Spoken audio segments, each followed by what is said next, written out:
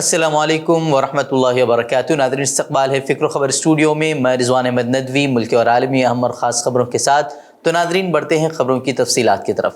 حزب اختلاف کی جماعتوں کے اتحاد یعنی کہ انڈیا کے 21 ممبران پارلیمنٹ کا ایک وفد آج منی پور کے لیے روانہ ہو گیا ہے۔ یہ وفد ریاست کے تشدد سے متاثرہ علاقوں کا دورہ کرے گا اور صورتحال کا جائزہ لے گا۔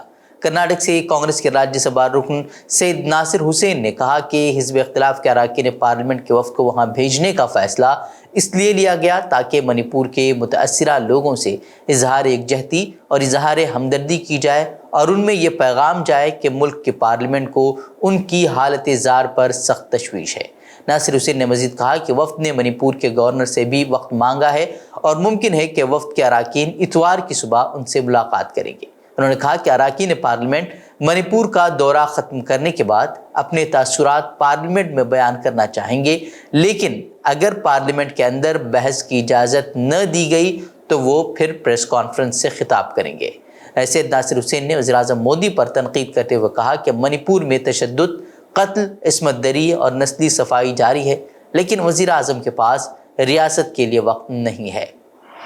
گزشتہ دنوں سپریم کورٹ نے ای ڈی کے ڈائریکٹر سنجے کمار مشرا کی مدت کار میں توسیع کر حیران کر دیا تھا، کیونکہ سپریم کورٹ نے ہی اس سے قبل یہ بات کہی تھی کہ ان کو جو پہلے توسیع دی گئی تھی وہ بھی غیر قانونی تھی، اور اب جو ہے سپریم کورٹ نے خود اس میں توسیع کر دی ہے۔ وہیں اپوزیشن اتحاد انڈیا کے لیڈروں نے ای ڈی کے ڈائریکٹر کی مدت کار میں توسیع پر حیرت کا اظہار کیا ہے۔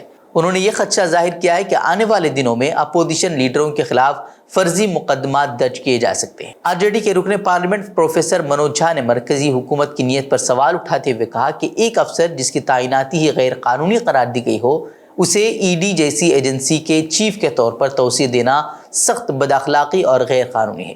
منوج جھا کے مطابق سیاسی حلقوں میں یہ چمگوئیاں ہو رہی ہیں کہ ای ڈی چیف کو توسیع صرف اس لیے دی جا رہی ہے تاکہ انڈیا اتحاد کو توڑنے کی کوشش کی جا سکے۔ مہتوپورن یہ ہے کہ جس ویکتی کا ایکسٹینشن انلیگل تھا، خود ماننیہ سرووچ نیالے نے کہا، اس کے پشچات سرکار کا محکمہ اسی کورٹ میں جاتا ہے اور فکٹیشیس کارنوں سے کہتا ہے کہ 1.5 مہینے اور دو۔ یہ 1.5 مہینے اپیرنٹلی انہیں دیے گئے ہیں کہ کچھ راجیوں میں جتنی استھرتا، راجنیتک استھرتا آپ پیدا کر سکتے ہیں، آپ کو اتنا ہی بڑا پرسکار ملے گا۔ اور یہ میں سمجھتا ہوں لوکتنتر کے لیے چنتا کا وشے ہونا چاہیے کہ ایک ایجنسی کا آپ اس ایکسٹینٹ تک درپیوگ کریں، کیونکہ حالیہ ادھارن مہاراشٹر کا ہے، تو آپ چاہتے ہیں وہ ماڈل باقی جگہ کام آئے۔ معاف کیجئے گا، آپ کی کوئی بھی کوشش کامیاب نہیں ہوگی، لیکن دقت یہ ہے کہ آپ پرمپراؤں کو قتل کر رہے ہیں۔ ایک ایسے ادھیکاری جس پر کئی سوال ہیں، اس کو بار بار وستار دینا۔ وہیں سماجوادی پارٹی رکن پارلیمنٹ رام گوپال یادو نے کہا کہ انڈیا اتحاد کے خلاف سازش کو انجام دینے کے لیے مرکز کو سنجے کمار مشرا کی ضرورت ہے، اسی لیے انہیں توسیع دی گئی ہے۔ کرناٹک کے اڈپی واقع کالج سے منظرعام پر آئی واش روم ویڈیو کا معاملہ دھیرے دھیرے ہائی پروفائل کیس بنتا جا رہا ہے۔ اس معاملے کی گونج ریاست کے وزیر اعلیٰ تک پہنچ چکی ہے اور اس معاملے میں تبصرہ کرنے کے بعد ایک بی جے پی لیڈر کی گرفتاری بھی عمل میں آئی ہے۔ ساتھ ہی ان تینوں طالبات کو ضمانت بھی ملی ہے جن کو ویڈیو کے معاملے میں گرفتار کیا گیا تھا۔ دراصل اڈپی کے پرائیویٹ پیرامیڈیکل کالج کے واش روم سے لڑکیوں کی ویڈیو بنائی گئی تھی۔ اس معاملے میں 3 طالبات کو کالج سے معطل بھی کر دیا گیا تھا۔ ان لڑکیوں پر الزام تھا کہ انہوں نے واش روم میں چھپ کر باقی طالبات کی ویڈیو بنائی تھی اور انہیں وائرل کر دیا تھا۔ واقعہ 18 جولائی کو پیش آیا تھا اور 20 جولائی کو 3 طالبات کے خلاف کارروائی کی گئی تھی۔ وہ اس پورے معاملے کو فرقہ وارانہ رنگ دینے کی بھی کوشش کی گئی، لیکن پولیس نے لوگوں سے کسی بھی افواہ سے دور رہنے کی اپیل کی۔ وہیں کانگریس اور بی جے پی بھی اس معاملے میں آمنے سامنے آ گئی ہے۔ 27 جولائی کو بی جے پی نے اس معاملے میں احتجاجی مظاہرہ بھی کیا تھا۔ وہیں تازہ کارروائی میں جمعے کے روز B J P leader Shakuntala کو بنگلور میں کرناٹک پولیس نے گرفتار کیا ہے۔ شکنتلا پر الزام ہے کہ انہوں نے وزیر اعلیٰ سدرامیا کے خلاف مبینہ طور پر نازیبا پوسٹ سوشل میڈیا پر ڈال دیے تھے۔ بعد ازاں بنگلور کے ہائی گراؤنڈز پولیس اسٹیشن میں شکنتلا کے خلاف شکایت درج کی گئی اور پولیس نے معاملہ درج کرنے کے بعد انہیں گرفتار کر لیا ہے۔ یکساں سول کوڈ لانے کا مرکز کی مودی حکومت نے اعلان تو کر دیا ہے، لیکن اب لگتا ہے کہ یہ مودی حکومت کے لیے ٹیڑھی کھیر ثابت ہو رہی ہے۔ تقریباً تمام طبقوں نے، چاہے وہ عیسائی ہوں، سکھ ہو، مسلم ہو یا قبائلی ہوں یا دلت ہوں، ان تمام لوگوں نے جو ہے اس قانون کے خلاف اپنی آواز بلند کی ہے اور کہا ہے کہ یہ قانون ہمیں کسی بھی صورت منظور نہیں ہے۔ وہیں اب میزورم کے وزیر اعلیٰ نے بھی کہا ہے کہ اگر ریاست میں یکساں سول کوڈ نافذ کیا جاتا ہے تو میزورم نیشنل فرنٹ پارٹی جو کہ بھارتیہ جنتا پارٹی کے ساتھ ان کا اتحاد ہے وہ ان کے اتحاد کو ختم کر دے گی۔ مرکزی حکومت اس ضابطے کے نفاذ کے لیے یعنی کہ UCC کے نفاذ کے لیے زمین تیار کر رہی ہے، جس کا مقصد یہ بتایا جا رہا ہے کہ تمام کمیونٹیز کے لیے پرسنل لاز کا ایک مشترکہ سیٹ وضع کرنا ہے۔ BJP کے زیر انتظام کچھ ریاستی حکومتوں نے اس کی تشکیل کے لیے کمیٹیاں بھی تشکیل دی ہیں۔ BJP کا دعویٰ ہے کہ اس طرح کی یکسانیت کا مقصد خاص طور پر خواتین کے لیے مساوات اور انصاف کو یقینی بنانا ہے، جنہیں پدرانہ ذاتی قوانین کے تحت اکثر شادی، طلاق اور وراثت میں ان کے حقوق سے محروم رکھا جاتا ہے۔ تاہم شمال مشرقی ریاستوں میں یکساں سول کوڈ کا مطلب کمیونٹی کے مخصوص پرسنل قوانین کو ختم کرنا ہے، جو کہ فی الحال شادی، طلاق، نفقہ، بچوں کی تحویل اور وراثت جیسے معاملات سے متعلق ہے۔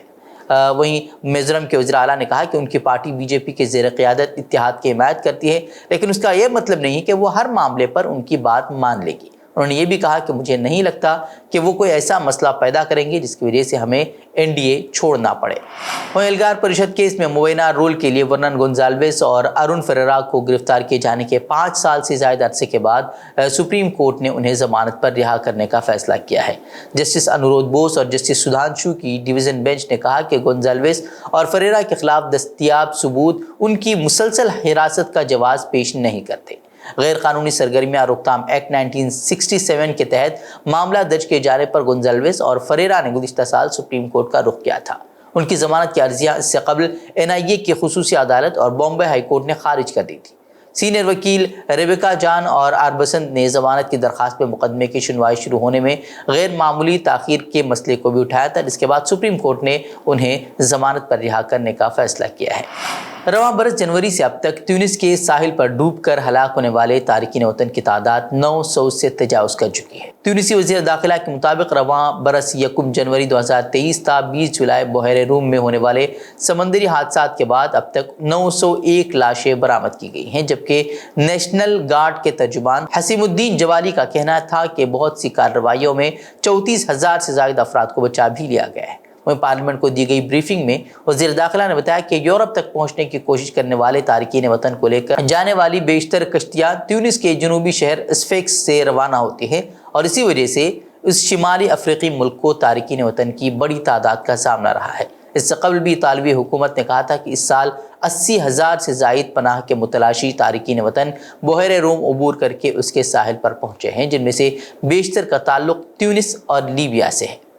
تو ناظرین، ایسی خبریں مزید خبروں کے لیے ہمارے ویب سائٹ www.fikroخبر.com کی طرف رخ کر سکتے ہیں۔